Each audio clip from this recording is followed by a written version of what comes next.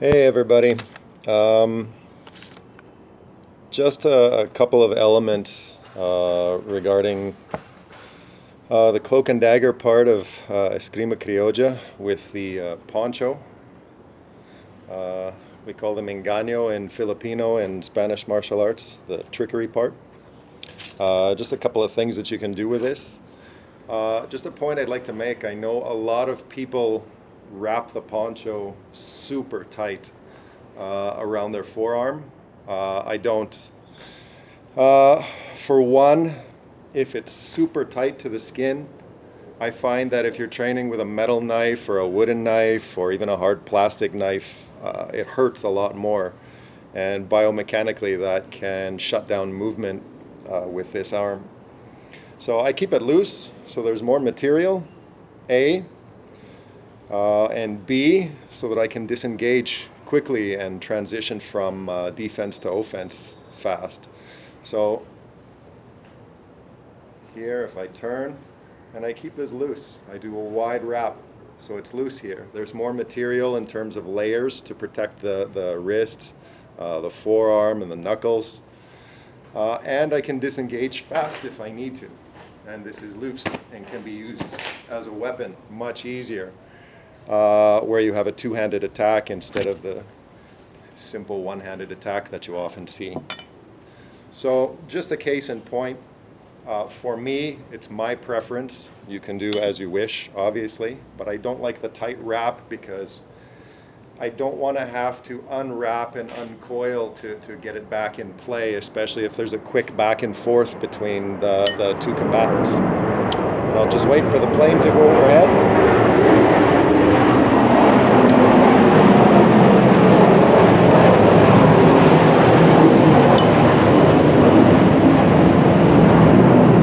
So, as you can see, if I'm going to do what they call an enrollado or a wrapping or a rolling,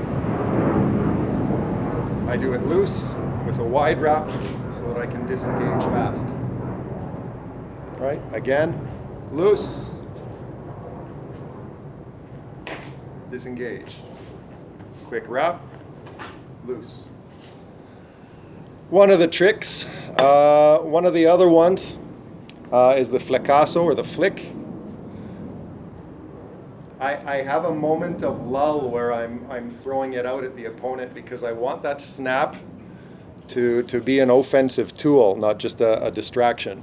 I want that to actually sting, and I've gotten people in the eyes or in the head with it. Imagine a jacket with a zipper as well, which we'll get into in a few minutes. So when I do it, I'm throwing it. It's like a casting motion in fishing. So I get that snap the minute it gets to the face. So I cast, right? I cast and have that point of impact right when it gets to the face. It sometimes takes a little bit of time to get that accuracy. You can pick any kind of target you want, a wooden pole, a tree, whatever the case may be. You can even work with focus mitts.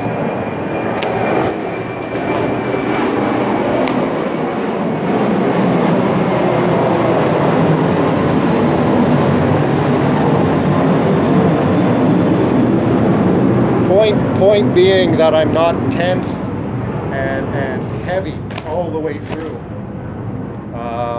You're putting a lot of tension on your muscles and there's no impact on the end, no ballistic impact, no kinetic impact at the other end. So I choose to do it light. I call it casting. Okay. What else can we do? Regards to that casting or even the overhand power shots coming from the multitude of different angles. Remember, if this is real in any way and you're using a jacket, remember you've got the zipper all the way through and the point at the end here. I've actually had my head opened up and bloody from that. And because the head and the face are extremely vascular, that has a chance to be more than a distraction, whether you're playing or whether it's for real or not. So just a case in point, know where that zipper is. So I know if it's on the inside here, if I'm grabbing the collar from the inside, it's going to be on my outside. So if I come down, that point of impact both ways, is going to have that zipper in reality, or the zipper line hitting the point of impact in a very hard way, and it does cut. So just a little trickery there too, that in case you're using a heavier jacket and you can't get it disengaged fast enough, it's a point that you can use. The weight of the jacket as well. I mean, if you're going to wrap something, or if I don't even want to roll it, I just want to use it as this. Imagine the impact with a heavy leather jacket, depending on what environment you live. It's an advantage that you can use as well. With the heavier jacket also comes you can open it up here on the collar. Instead of wrapping it, I grab it on the open here, and this can be a distraction for vision or landing a shot too. You can see that the full width of the jacket comes down on top of the person, right? If I just let that float and do that casting thing again, it allows for underhanded or follow-up shots from different angles that otherwise wouldn't be present or can't be seen until the point of contact.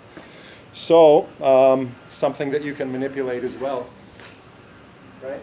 Instead of just a heavy shot, make it lighter and use it as a blanketing tool that covers the vision, and you have to move away from that. There's a strategy that goes into moving away from that blanketing. And the angles that it causes and opens up create some neat little spaces with which to throw shots that otherwise wouldn't be there. Okay? So that's it for today. Just a couple of tactics that we use, or that I use at least. Hopefully they help. Maybe you can play with them and keep me posted on how it goes. Tune in next time.